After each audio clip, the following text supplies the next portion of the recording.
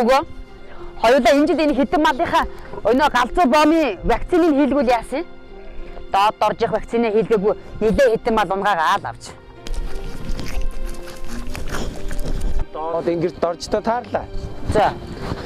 Малын эмч вакцина хийлэггээ сануулад байхад хийлэгчих минь яаваа. Гээл цаа чинь халаглаад байна. Дорж их хоньямага дандаа л эзэнгөө өрхдөг. Харин би байн хариулдаг тулдаа л нийлүүлдэг. Угаас эзэнгүү мал өвчин давчин тусгаас яах вэ? Энэ манайхан чи ер нь энэ өвчний голомт газраас түүхийд нийлүүлж болохгүй гэдгийг ер нь мэддэгч болсон юм уу? Мэддгүүч болсон юм уу? Гү чи хилээд яах вэ?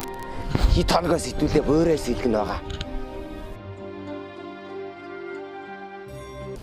Мал амтны гоц халдварт өвчнөөс урьдчилан сэргийлж малаа тогтмол вакцин хамруулах мачтай.